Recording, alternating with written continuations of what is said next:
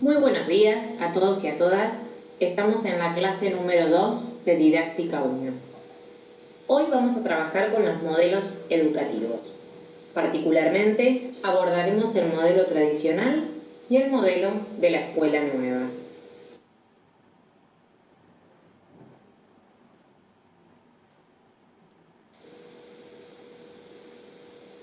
Primero nos interesa que les quede claro de qué hablamos cuando hablamos de modelos educativos. Diversos autores abordan la temática de los modelos, también llamados modelos pedagógicos o modelos didácticos.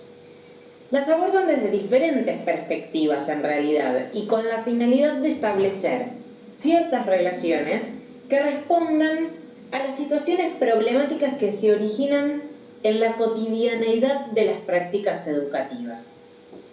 De allí que no existe en realidad un modelo pedagógico único ni universal, ya que cada uno asume al ser humano en general y al papel de los actores educativos en particular desde una perspectiva diferente. Los modelos didácticos presentan dos dimensiones fundamentales. Por un lado, la dimensión que atañe al carácter descriptivo de los elementos que intervienen, y por otro lado, la dimensión que atañe a la dinámica o al comportamiento del modelo en la realidad.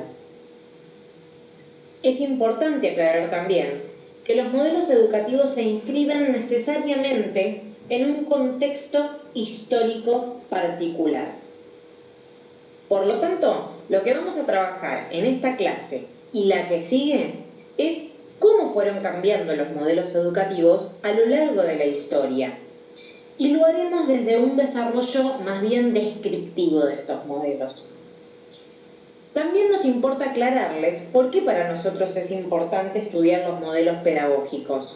Bueno, su estudio permite a los actores educativos en general tener un panorama de cómo se programa la enseñanza, cómo operan y cuáles son los elementos que desempeñan un papel determinante en una planeación didáctica.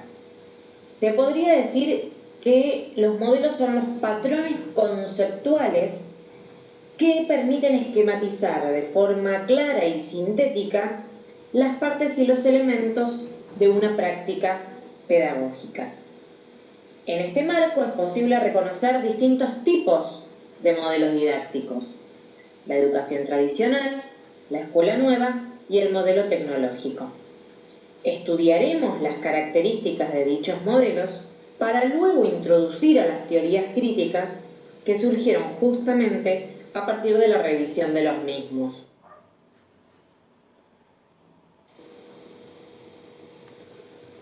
Vamos a comenzar entonces con el modelo tradicional. El origen de esta llamada escuela tradicional se remonta al siglo XVII y coincide con la ruptura del mandato feudal, el surgimiento de la burguesía y la constitución de los estados nacionales. El orden y la autoridad vienen a ser las columnas vertebrales de este modelo, donde el papel protagónico está en la enseñanza autoritaria que se centra en el maestro o el profesor, que es considerado a su vez como dueño del conocimiento y la información, de manera que se le dejaba al estudiante un papel pasivo y receptivo. Desde este modelo, la didáctica es entendida como la teoría de la instrucción o el estudio de los métodos instructivos.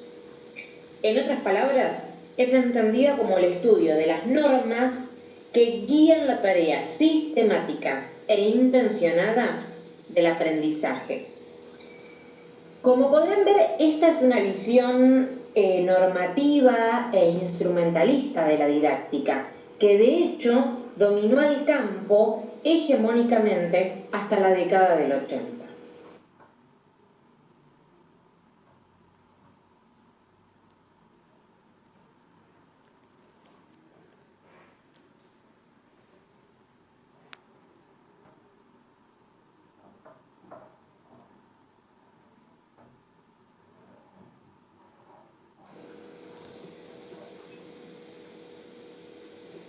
¿Cuáles son las principales características de la escuela tradicional.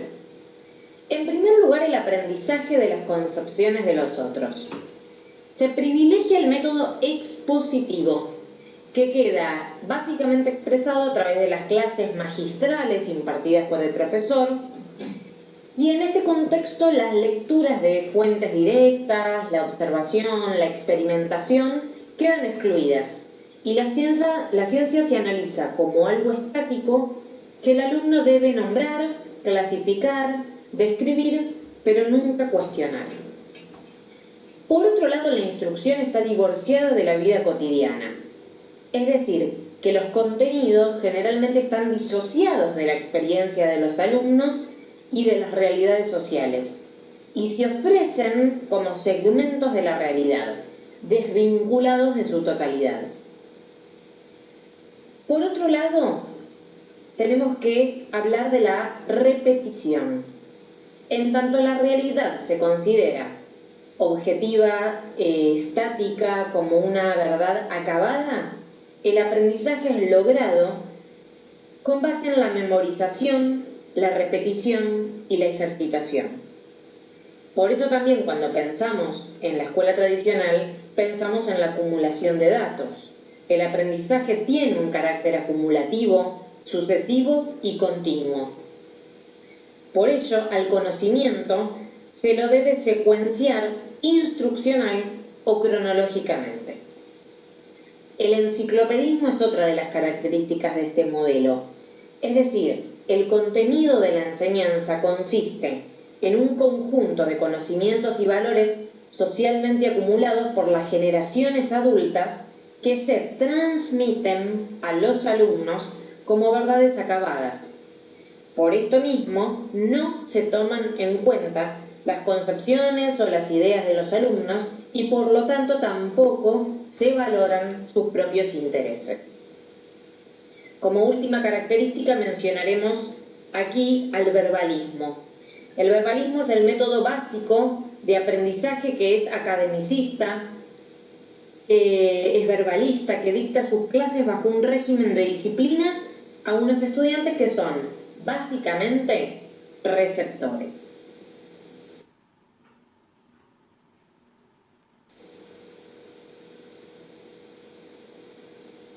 Como vamos a ver en todos los modelos educativos, siempre hay ciertas teorías psicológicas, fundamentalmente teorías del aprendizaje, que sostienen, que fundamentan a estos modelos.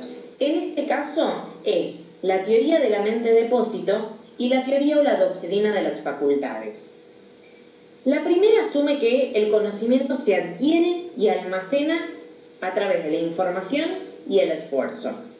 Y la segunda considera que la mente ya posee todas las facultades que necesita. La educación lo que debe hacer es despertarlas o ejecutar esas facultades por medio de la adquisición de conocimientos organizados en materias y a través de la ejercitación.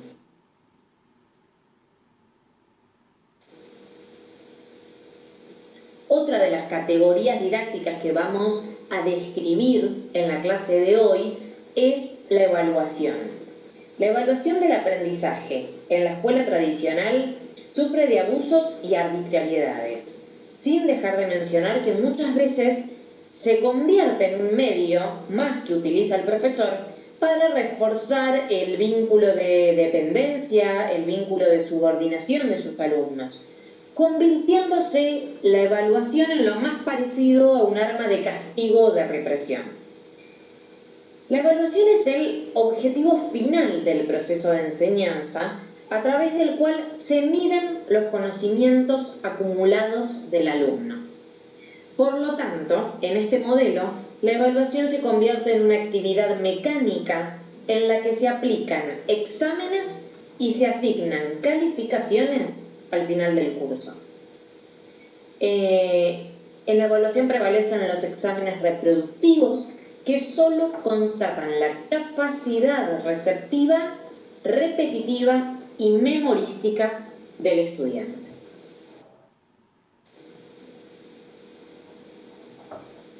Como ya dijimos al inicio de la presentación, la didáctica aparece como tal en el siglo XVII. Y en este contexto no podemos dejar de nombrar a quien fue considerado el padre de la didáctica, Juan Amos Comenius.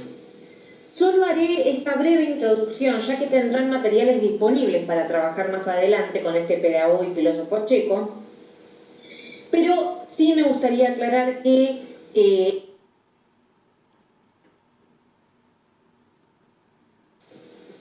enseñar todo a todos fue la idea fundante desarrollada en su obra Didáctica Magna, que justificó el desarrollo de un método universal para la enseñanza. Autores como Comenius, Luke, Pestalozzi, Herbert, Froebel iniciaron el cambio de elevar al niño como eje del quehacer educativo.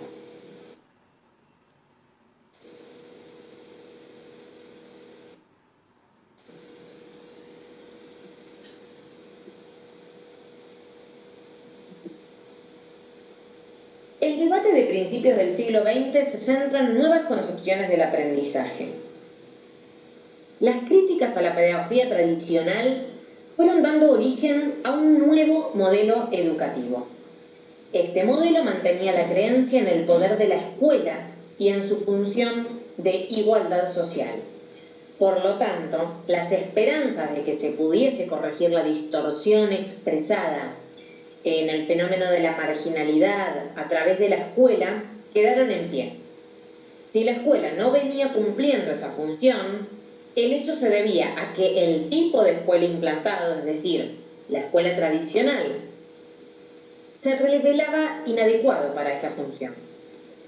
Por lo tanto, toma cuerpo un amplio movimiento de reforma cuya expresión más típica quedó conocida con el nombre de Escuela Nueva o Escolanovismo. El fin de la educación para este modelo es formar la individualidad humana dentro de la colectividad en un ambiente de libertad por medio de la actividad. Veamos qué significa todo esto. Cuando los autores hablan de individualidad, refieren al reconocimiento de la infancia como una etapa diferenciada de la adultez, por lo que requiere de un tratamiento propio. Por otro lado, reconocer la individualidad implica la afirmación de las diferencias psicológicas entre los sujetos y, por lo tanto, la necesidad de que sea la escuela la que se adapte a esas diferencias y no a la inversa.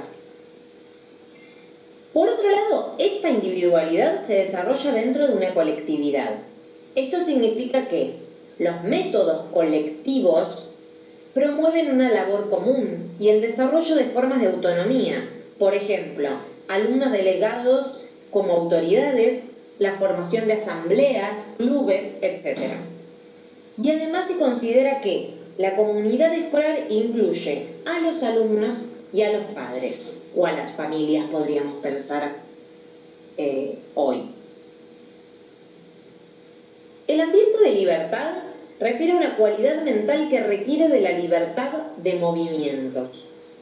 También a la libertad en relación de los niños con el maestro y finalmente a la libertad en la autodeterminación de estos niños. Por último, decíamos que esto es posible mediante la actividad. Esta actividad no es libre ni caprichosa, sino que debe estar dotada de un sentido. Tiene que tener siempre un objetivo pedagógico. No pueden separarse los contenidos culturales y sociales, sino que deben estar incluidos en el plan de estudios. La actividad parte de las necesidades e intereses reales del niño y debe realizarse en colaboración. Hay una última idea clave de este modelo y es la idea de vitalidad. Este es el principio de aprender y conocer basado en la propia experiencia vital y en el trato con el mundo. Se entiende a la vitalidad a su vez como el desarrollo de una personalidad autónoma. Por lo tanto, podemos sintetizar diciendo que la escuela nueva se propone formar al niño para la vida misma.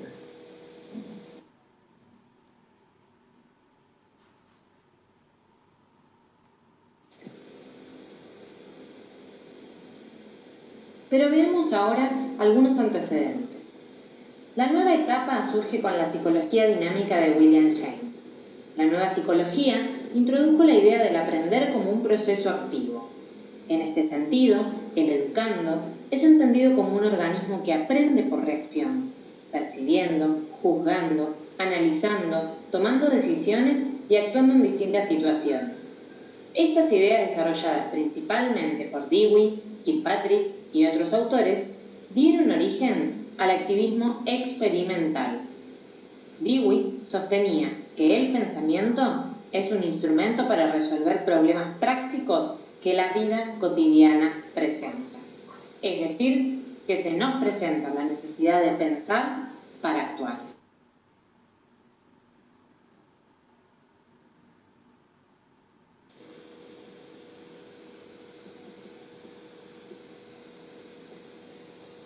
Por su parte, Kilpatrick sostiene que la conducta es una parte esencial de la instrucción. La instrucción es mejor si está relacionada con una situación de la vida concreta. Y la instrucción proviene de la conducta, no de la repetición de palabras. Se entiende entonces al aprendizaje como el cambio o la modificación de la conducta mediante la experiencia. Es decir, el niño aprende lo que vive y puede luego aplicarlo. Este cambio de ideas, por supuesto que trajo modificaciones metodológicas. Por un lado, el aumento de actividades, la discusión y el desarrollo de proyectos, la solución de problemas prácticos, la libre expresión de ideas, las actividades extraprogramáticas y nuevos métodos como los debates, los trabajos en equipos, etc. Por lo tanto, el aprendizaje en este modelo, y no la enseñanza, es la actividad pedagógica fundamental, y por eso el docente es considerado como una guía del aprendizaje.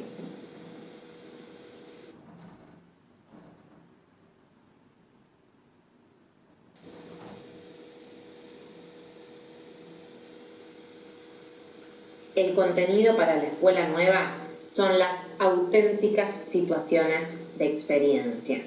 Por lo tanto, a diferencia del modelo tradicional, podemos ver que la realidad ya no va a ser entendida como esa verdad objetiva, única y acabada, sino que dependerá de las situaciones de experiencia que se generen en la relación entre el docente y los niños.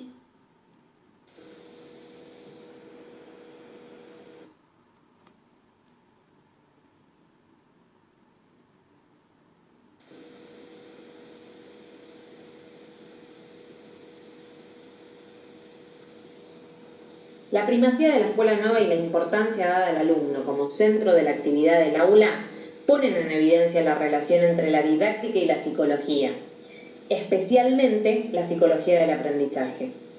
De este modo se tornan igualmente importantes en ese contexto los estudios sobre la psicología propiamente dicha, como las experiencias de la nueva educación. Para finalizar, aquí mencionamos a quienes han sido los principales representantes de este modelo. Conviven, entre otros, además de los ya mencionados, Dewey y Kilpatrick, innovadores en la vieja Europa como De Crowley, Montessori y Cousinet.